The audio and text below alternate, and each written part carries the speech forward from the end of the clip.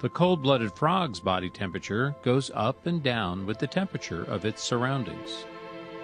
Although frogs love water, when I hold it over this pot of boiling water, this frog is very uncomfortable and climbs to get away from it. The water in this pot is room temperature, 69.4 degrees, so he's comfortable when I put him in. If I turn the burner on low flame, his body temperature will adjust and slowly he will heat up with the water. The water temperature has risen to 80 degrees and the frog is the same temperature and still comfortable. If I turn up the burner slowly again, he won't notice because he'll continue to change to be the same as his surroundings. When we started, I held the frog over the first pot of boiling water. He was uncomfortable and he tried to get away from the heat. But now, because we're raising the temperature slowly, he doesn't recognize the danger he's in.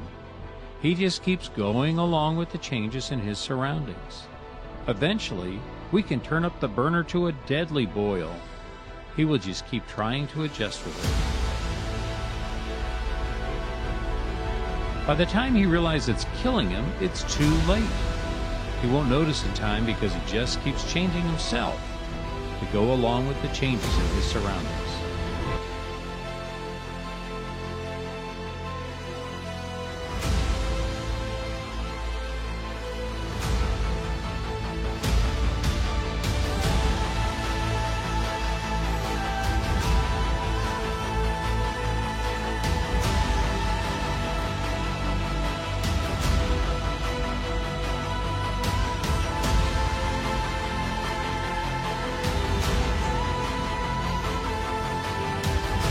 If I turn up the burner slowly again, he won't notice because he'll continue to change to be the same as his surroundings.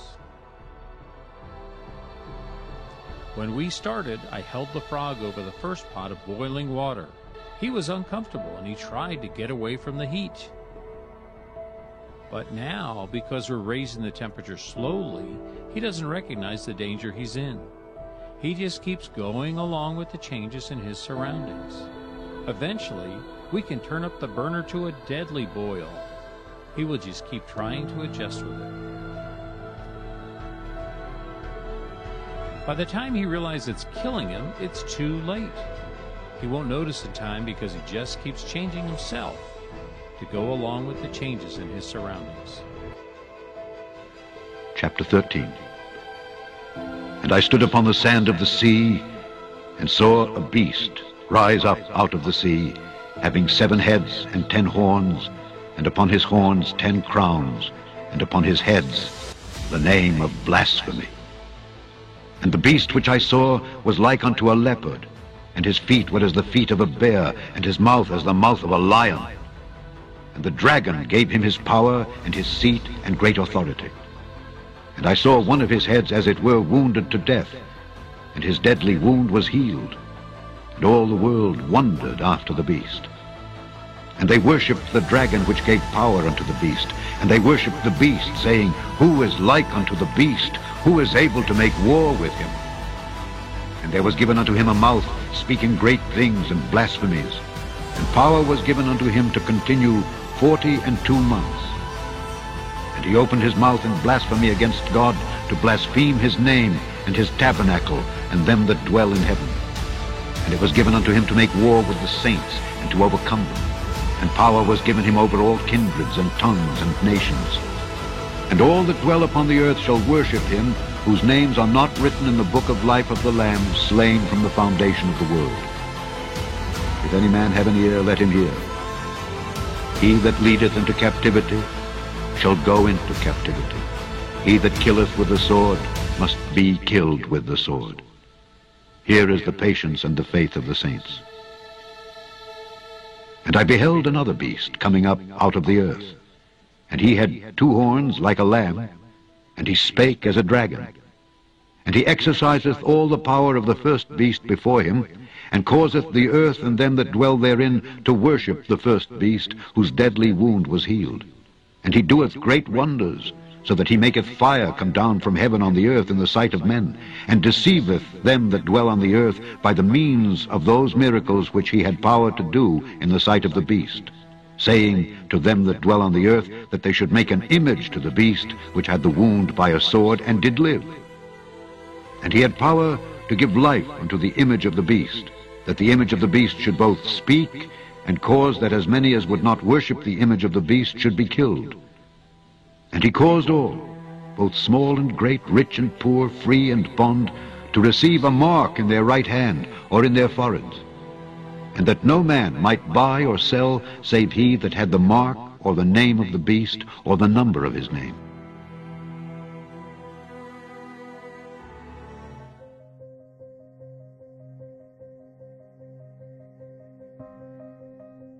Somebody didn't want the Gray State investigated, explored, and unveiled. That's why David Crowley is dead. He was the writer and director of one of the most controversial movies in modern history, and somebody didn't want him to produce it. What was so threatening about David Crowley and the Gray State concept? Like Gray State, many Hollywood films have depicted apocalyptic themes and end-of-the-world scenarios, yet the directors of these films are still alive. Roland Emmerich wasn't murdered after directing blockbusters 2012 and A Day After Tomorrow. Steven Soderbergh wasn't killed after his movie, Contagion. But David Crowley is dead, along with his wife and child. They were killed before the production could be completed. What was so dangerous about Gray State? David Crowley claimed that his movie was based on real events, not Hollywood propaganda like you see in movies such as 2012. California is going down! God, you sound like a crazy person. The governor just said we're fine now. The guy's an actor, he's reading a script! So the Gray State is essentially an artistic representation of real aspects put into a fictional format. Once you open your eyes and start looking at all these trends like RFID, like martial law, like FEMA, like executive orders, you have to act within your own capacity to sort of, talk about this. A lot of people filter that into the political realm. A lot of people do other things like grassroots style. I mean, I'm a filmmaker, Danny's an actor. So we put our heads together and we started making a project that would act within our own faculty to portray that in a creative manner. So there's a story here.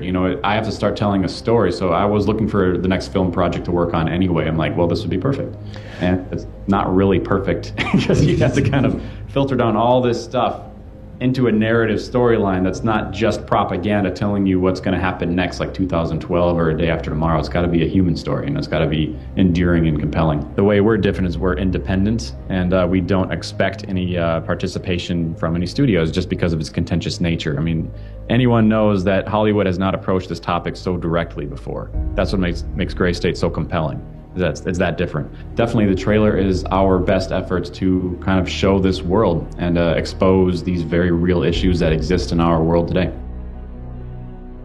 David claims that Hollywood has never dealt with topics like RFID, internment camps in America, and detention. Instead, they have produced propaganda in place of real issues.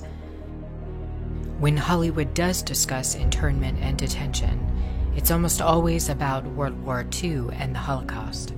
Literally thousands of films have been produced about the Holocaust, and yet one single film that addresses the potential for a Holocaust in the United States is stopped mid-production after its director is murdered. Seems a bit odd, doesn't it? They don't want Americans, Canadians, and other Western countries to know what is coming. And that is a plan to intentionally collapse Western society. If you don't believe me, read the plan that's been in the books for over a century, planned out by the Illuminati and penned by Albert Pike back in the 1800s in his 3 World War predictions. Gray State was simply too threatening. It revealed too much, not just the obvious points of what could happen with the collapse of a society, things like martial law, food shortages, and a provisional government. It goes beyond this.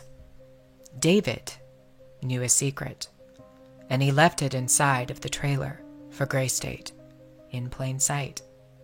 David Crowley used the Illuminati's favorite game against the notorious Cabal. It's a game they've played with the human race for years. They provide clues about the future to toy with us. They did it with 9/11. They've done it with other major catastrophes. It's called predictive programming. On occasion, though, they get outsmarted at their own game. What was David's hidden message inside the Grey State? And could it be the reason for his death? Perhaps the scariest part of Grey State's conceptual trailer is this character here, who appears to be operating a guillotine. David Crowley was very intentional in this frame of the movie. He added something that I believe he wanted the people to know about. Who is the identity of this executioner? If you look closely, you will see that this terrifying character is wearing something around his waist. It appears to look like an apron. The executioner wears a Freemason apron, complete with the all-seeing eye, the compass, and the 2 pillars. I do believe David Crowley is trying to tell us something. He is telling us that the organization behind the French and American revolutions, the organization behind the Italian Revolution of 1830, the organization that outlined a plan to overtake the Vatican in a document called the Alta Vendita, the organization behind the Trail of Tears and the deaths of thousands of Native Americans under Freemason Grand Master Andrew Jackson, the organization behind the Ku Klux Klan in the United States post-Civil War and its rebirth in 1915, the organization behind the detonations at Hiroshima and Nagasaki during 33rd degree Freemason Harry Truman's presidency. These are men with a radical revolutionary agenda throughout the entire world because they worship and follow a radical revolutionary deity, the first to have led a revolt against the Most High Lord. David Crowley knew something, and he was trying to warn the people. The ones behind the FEMA death camps, the guillotines, and the detention of Americans, it's the Freemasons. They're planning a second American Revolution.